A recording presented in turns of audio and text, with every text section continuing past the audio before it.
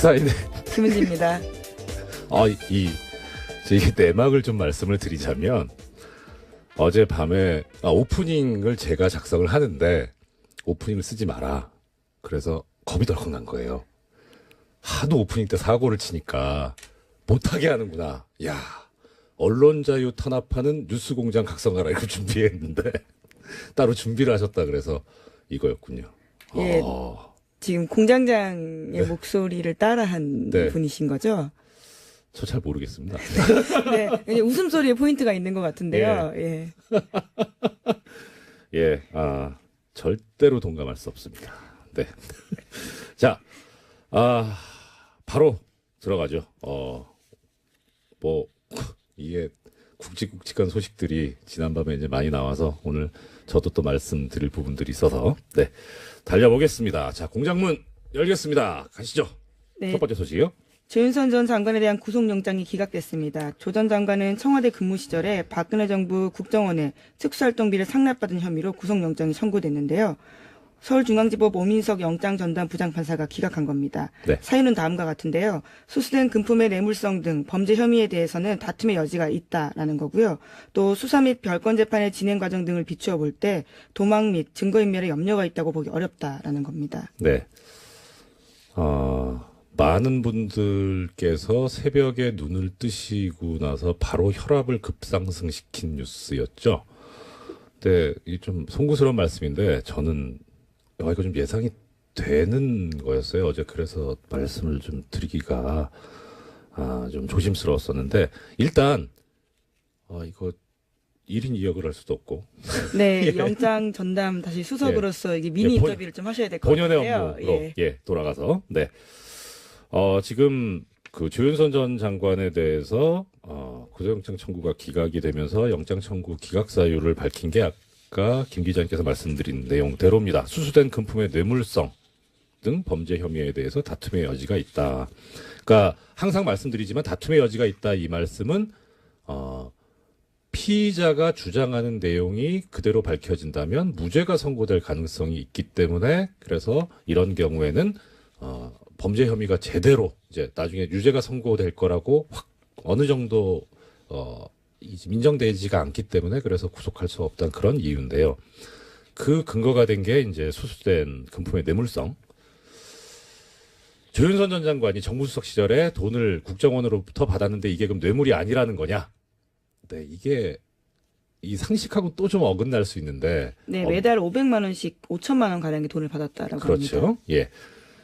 이 정무수석이라고 하는 자리하고 국가정보원이라고 하는 데하고 조직하고 비교를 해보면요. 우리가 일반적으로 뇌물이라고 생각을 할 때 어떤 경우냐면, 내가 이러이러한 현안이 있는데 당신이 그거를 해줄 수 있는 자리에 있으니까 이것 좀 해줘라 하면서 금품을 주는 거잖아요. 그러면은 국가정보원 입장에서 볼 때 정무수석한테 그런 청탁을 할 만한 사유가 뭐가 있을까? 사실 따져보면 없어요. 그래서 이제 만약에 뇌물을 주는 상대방이 대통령이면 이거는 뇌물이 되죠. 왜냐하면은 국가정보원의 인사권을 대통령이 가지고 있기 때문에 그래서 인사청탁한다는 그런 어떤 포괄적인 직무 관련성을 가지고 줄 수 있는데 이건 약간 약간 그렇다라는 생각을 했었어요. 근데 그 전에 이게 처음에 문제가 됐던 그 사안이 뭐였냐면 문고리 3인방에 대해서 이걸로 이제 뇌물로 구속영장 청구가 있었는데 그때 사실 좀 걱정이 됐었거든요.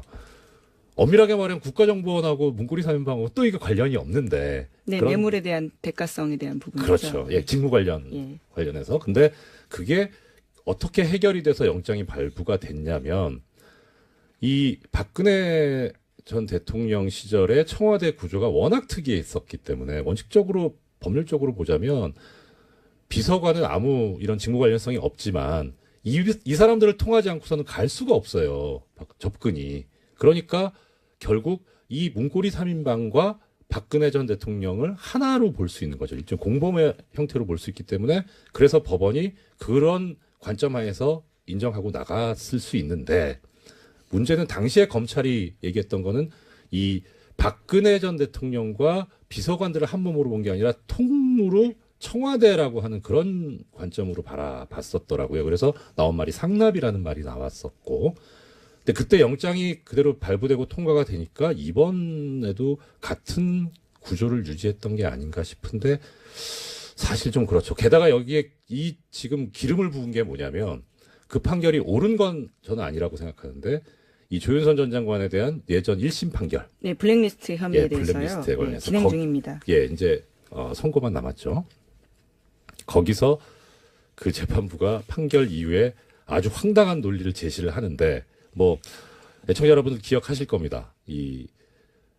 뭐 어차피 보수 정권이 잡았으니까 보수적인 견지를 유지해야 되니 진보적인 보수적이지 않은 사람들 뭐 연예인들에 대해서 지원을 하지 않을 수도 있는 거 아니냐 이런 황당한 얘기를 하거든요.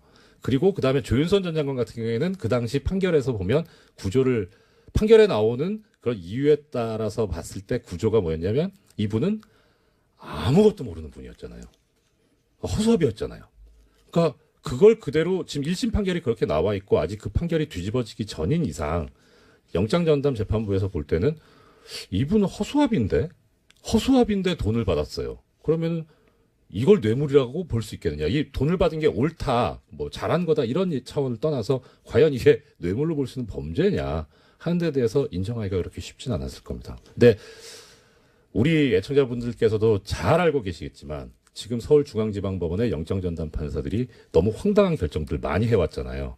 근데 저는 이거는 그냥 죄송합니다. 수긍이 가는 뭐 그럴 수도 있겠다라는 그런 결정인데도 불구하고 큰 믿음이 안 가는 게 전과들이 너무 많아서 그래서 다른 생각으로 한 게 아닐까.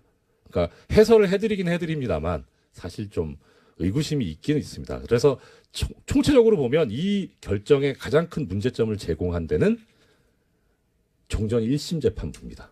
그 판결이 지금 여기에 영향을 상당히 미쳤었고 그래서 지금 검찰에서 재청구 얘기도 나오고 있는데 오히려 이 항소심 판결이 나오는 거를 지켜보고 하는 게 어떨까 싶은 생각도 듭니다. 거기서 만약에 1심 판결이 뒤집어진다면 뭐 그거 할 수도 있죠. 거기서 다시 법정 구속이 될 수도 있고 하니까 여기에 그렇게 좀 더 집중하는 게 과연 필요한지 약간 의문이 들고요. 또 하나는 검찰의 수사 계획이 뭐였는지는 저로선 정확히는 알 수는 없는데 사실 정무수석이 돈을 받았고 이게 뇌물이라면 비서실장, 그다음 대통령 여기까지도 당연히 연결이 돼야 되는데 이걸 향후에 수사하려고 한 건지 아니면은 거기는 뭐 혐의점이 발견이 안 돼서 지금 조윤선 전 장관까지만 얘기를 한 건지 그거는 잘 모르겠어요. 그런데 이 돈을 주게 된 이유와 관련해서 돈을 금품을 제공한 그 쪽에 이야기가 있었다고요. 네, 죄송합니다. 어제 채널A 쪽에서요, 그 조윤선 전 장관의 방어 논리에 대해서 좀 보도를 한 바가 있습니다. 그 네네. 내용들을 보면요, 이병기 전 국정원장과 조윤선 전 수석의 친분 때문이다라는 건데요. 이를 네. 지시한 이병기 전 국정원장은 개인적 친분 때문에 돈 줬다라고 진술했다고 합니다. 그래서 월 500만 원 정도는 큰 돈이 아니다라고 여겼다라는 이야기도 했다고 하는데요. 그래서 국고손실죄로 위반이라면 합당한 처벌을 받겠지만 뇌물은 아니다라고 주장하고 있는 겁니다. 국고손실죄가 더 센데 원래 왜 이러시는지 모르겠어요. 근데 뭐 그렇다면은 액면 그대로 받아들이면 이 말이 진실일 수도 있을 것 같아요. 근데 이 말이 진실이더라도 더 아프죠. 우리 국민들 입장에서 보면 아니 도대체 이건 무슨 우리가 뭐 뼈 빠지게 벌어가지고 일해서 벌은 거 가지고 세금 냈는데 그걸 자기들 이렇게 후배가 불쌍해 보여가지고 주는 이런 돈으로 쓰였다는 게 네, 월 500이 큰 돈이 아니다라는 주장도 좀 황당하고요. 게다가 검찰에서는 돈 준 방식에 대해서는 주목하고 있는데 네. 잡지에 현금 봉투 끼워서 조심히 그러니까 몰래 줬다라는 거거든요. 이제 그만큼 이 돈을 주는 것이 적당하진 않다라는 것을 스스로 인식했다라고 판단하는 거죠. 농담할 분위기는 아닙니다만 이 잡지가 시사인이라면 어느 정도는 정상 참작의 여지가 있지 않나. 네. 청와대에서 시사인을 현금 봉투에 끼워서 줬다면 그것도 놀라운 뉴스겠네요. 네. 예. 자, 그러면 여기에 관해서 이제 채널A도 보도를 했는데 조윤선 전 정무수석은 비서관이 줘서 받았을 뿐이다.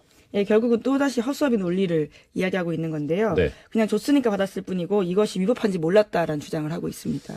그래도 나름 아시는 분들은 아실 텐데 조윤선 전 장관이 저랑 사법연수원 동기거든요. 이분이 연수원대 아니랬는데 갑자기 정치계로 들어가서 허수아비가 되셨는지 왜 이렇게 이게 저 법률계에서는 이렇게 얘기합니다. 우리가 그 항변이라는 말을 쓰잖아요. 뭐 보통은 뭐 무효 항변, 뭐 취소 항변 이러는데 이거를 바보 항변이라고 합니다.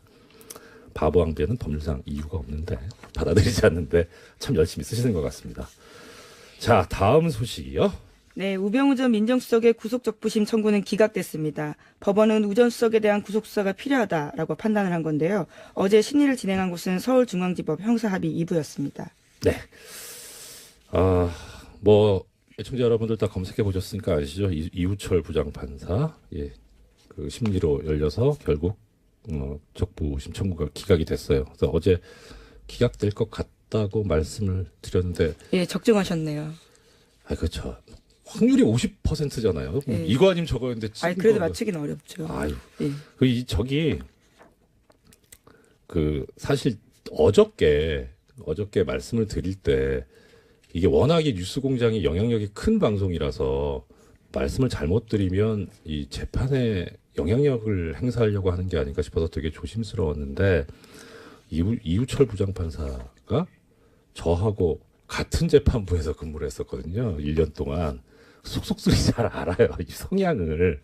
그래서 하나 걱정스러웠던 거는 그러니까 진짜 정말 정의롭다까지라고 평가는 못하겠지만 또 존경하고 믿고 따르는 선배인데 이분이 그 성향을 보면은 그동안에 오염되지만 않았다면 그러면 당연히 성향상 이런 자신의 권력을 사적인데 동원하고 이용하는 거에 대해서 하는 게 그건 못 참는 분이거든요. 그런데 그러니까 소위 말하는 정말 정통 보수적인 그런 분이어가지고 근데 늦게까지 안 나와서 오염되셨나? 이거 퇴근 전에 6시 전에 분명히 나올 줄 알았는데 그건 좀 걱정을 했었어요. 근데 역시 기대를 벗어나지 않는. 네.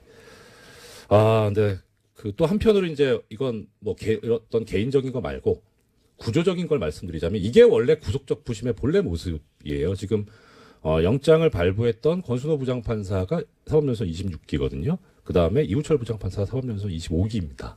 그러니까 물론 그렇게 선배라고 치면 선배일 수는 있는데 이렇게 같은 급의 지방법원 부장판사들이 한 결정에 대해서는 서로 존중을 하고 그래서 영장 발부 이후에 나온 사정만 가지고 이게 석방할 어떤 이유가 합당하냐 아니냐 그렇게 심사해 왔는데 이걸 무너뜨린 게 예전에 김관진 전 장관 때 신광열 부장판사였죠. 그러니까 그때 다들 이거 이러다가 어떻게 하려고 그렇게 하나는 그런 비판이 나왔던 거고요. 네, 그 관련해서 뉴스가 어제 또 네. 나왔습니다. 그러니까 김관진 전 국방장관 같은 경우에는 군사이버사령부가 댓글을 통해서 선거에 개입한 혐의로 구속된 바가 있는데요. 네. 범죄 성립 여부가 불투명하다라는 이유로 적부심에서 풀려났습니다. 그런데 어제 국방부가 비밀예자 문서를 보면요. 김 전 장관에게 불리한 내용들이 들어있습니다. 총선을 앞두고 당시 여당을 지원하려고 한 뚜렷한 정황이 있다라는 건데요. 그렇기 때문에 이 적부심이 적절했나라는 논란이 일고 있습니다. 네. 이 부분에서 제가 하나만 더 말씀을 드리자면 여기는 또 법규가 애매모호하게 돼 있어요. 그러니까 그때 시간이 모자라서 말씀 못 드렸는데 김관진 전 장관 같은 경우에 가장 이제 받았던 혐의 중에 가장 중한 부분이 군형법 위반이었거든요. 정치에 관여하면 안 된다. 군인은. 근데 이분은 군인이 아니잖아요. 현재는 민간인이죠. 민간인이죠. 그러니까 원래 군형법 적용 대상이 아닌데 그런데 그럼 왜 군형법을 적용을 하느냐? 군인과 함께 범죄를 저질렀기 때문에 그래서 군형법을 적용을 해가지고 구속영장을 청구를 해서 그게 발부가 됐는데 문제는 그거예요. 정부조직법인가에 보면 정확하게 지금 저 기억이 가물가물한데 국무위원 그러니까 지금 장관은 국무위원이잖아요. 이 국무위원은 그 정치 관여하는 데서 처벌 조항이 없어요. 정치 관여를 하면 안 되지만 정치 운동을 하면 안 되지만 그래서 정무직 공무원의 경우에는 그러니까 군형법에 따르면 원래 자기가 적용받는 그런 법인 국가공무원법이죠. 국가공무원법에 의하면 처벌 대상이 아닌데 공범이 되면 처벌받는 게 말이 되냐라는 논리를 들이댔던 거고 그게 먹혔었는데 재밌는 거는 2006년도에 이 비슷한 판례가 하나 있었어요. 대법원 판례가. 아마 그게 상당히 참고가 됐었을 거다라는 생각은 들긴 하지만 나중에 법이 바뀌어가지고 그래가지고 또 처벌의 대상이 된다고 바뀌었었는데 그 바뀐 법을 몰랐을 리가 없는 것 같은데 바뀌기 전 법을 적용해서 그래서 당시에 그래서 지금 조금 전에 말씀하셨던 거죠. 범죄 성립 여부가 불투명하다 해서 석방을 했는데 안 불투명합니다. 투명합니다. 범죄됩니다 이거. 네, 그래서- 게다가 계속해서 증거들이 나오고 있어서요. 예.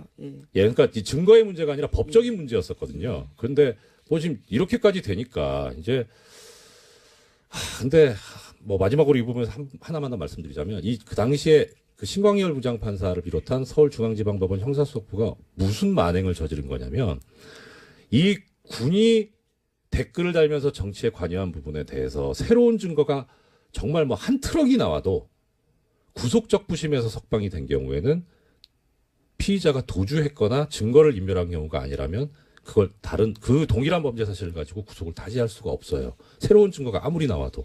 그래서 적부심이 그만큼 무서운 거거든요. 진짜 조심했어야 되는데 그렇게 하고 나니까 참 더 허탈한 거죠. 우리 국민들 입장에서 보면 증거는 계속 쏟아지고 있는데 법적으로 방법이 없으니까요.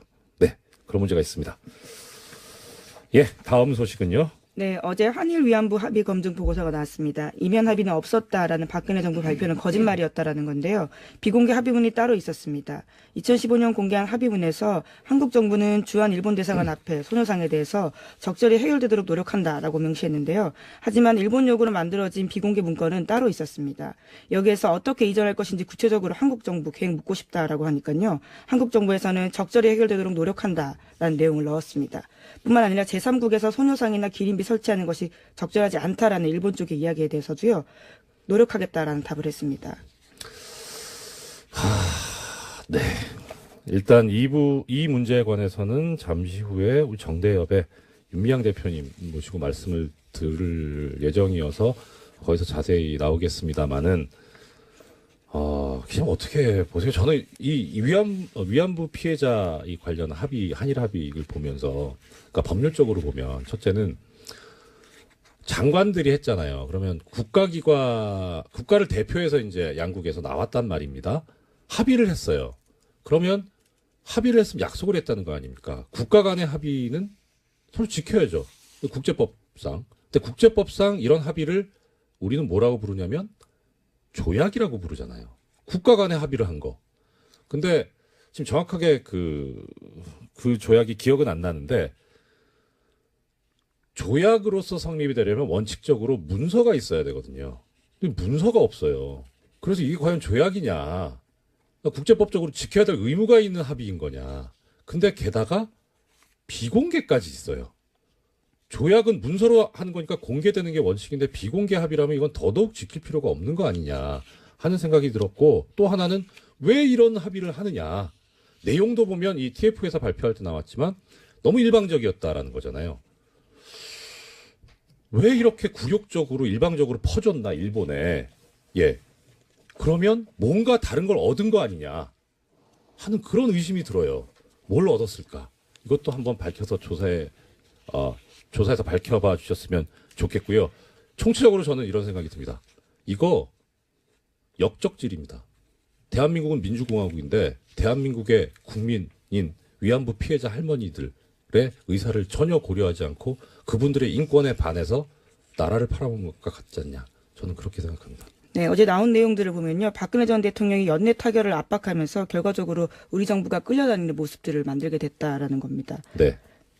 그 관련해서 그런 얘기가 있던데요. 이거 외교 관계상 하면 안 되지 않냐. 공개를. 그런 얘기가 있던데 그건 또 어떻습니까?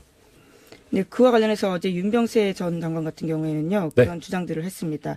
피해 할머니들이 고령이고 합의가 시급했기 때문에 관련된 사업들을 수용했다라는 이야기도 하고 있고요. 네. 예. 하지만 어제 또 불가역적 관련된 표현에 대해서도 나온 부분들이 있는데 네. 원래 굉장히 문제가 된 표현이지 않습니까? 그렇죠. 우리 쪽 요구와는 굉장히 다르게 쓰였다라고 하는데요. 일본 정부에 의해서 이 불가역적 표현이 오히려 일본에 유리하게 쓰였다라고 합니다. 예. 무슨 생각으로 시작한 건지 모르겠는데 이렇게 이용을 당했든 강하게 협력을 했든 간에 이거는 민족 반역적인 그런 책임을 면할 수가 없다. 저는 그런 생각입니다. 벌써 시간이 이렇게 되네요. 지금까지 시사인의 김은지였습니다. 감사합니다. 네, 고맙습니다. 진행 과정 등을 비추어 볼 때 도망 및 증거인멸에 염려가 있다고 보기 어렵다라는 겁니다. 네. 많은 분들께서 새벽에 눈을 뜨시고 나서 바로 혈압을 급상승시킨 뉴스였죠. 근데 이 좀 송구스러운 말씀인데 저는 이거 좀 예상이 되는 거였어요. 어제 그래서 말씀을 좀 드리기가 좀 조심스러웠었는데 일단 이거 1인 2역을 할 수도 없고 네, 예. 영장 전담 다시 수석으로서 이게 미니 예, 인터뷰를 좀 하셔야 될 것 같아요. 본연의 업무로 돌아가서 네. 지금 그 조윤선 전 장관에 대해서 구속영장 청구가 기각이 되면서 영장 청구 기각 사유를 밝힌 게 아까 김 기자님께서 말씀드린 내용대로 이 정무수석이라고 하는 자리하고 국가정보원이라고 하는 데하고 조직하고 비교를 해보면요. 우리가 일반적으로 뇌물이라고 생각을 할 때 어떤 경우냐면 내가 이러이러한 현안이 있는데 당신이 그거를 해줄 수 있는 자리에 있으니까 이것 좀 해줘라 하면서 금품을 주는 거잖아요. 그러면은 국가정보원 입장에서 볼 때 정무수석한테 그런 청탁을 할 만한 사유가 뭐가 있을까? 사실 따져보면 없어요. 그래서 이제 만약에 뇌물을 주는 상대방이 대통령이면 이거는 뇌물이 되죠. 왜냐면은 국가정보원의 인사권을 대통령이 가지고 있기 때문에 그래서 인사청탁한다는 그런 어떤 포괄적인 직무가 웃음소리에 포인트가 있는 것 같은데요. 예. 예, 절대로 동감할 수 없습니다. 네. 자, 바로 들어가죠. 이게 굵직굵직한 소식들이 지난밤에 이제 많이 나와서 오늘 저도 또 말씀드릴 부분들이 있어서 네, 달려보겠습니다. 자, 공장문 열겠습니다. 가시죠. 네. 첫 번째 소식이요. 조윤선 전 장관에 대한 구속영장이 기각됐습니다. 조 전 장관은 청와대 근무 시절에 박근혜 정부 국정원에 특수활동비를 상납받은 혐의로 구속영장이 청구됐는데요. 서울중앙지법 오민석 영장전담 부장판사가 기각한 겁니다. 네. 사유는 다음과 같은데요. 수수된 금품의 뇌물성 등 범죄 혐의에 대해서는 다툼의 여지가 있다라는 거고요. 또 수사 및 별건 재판의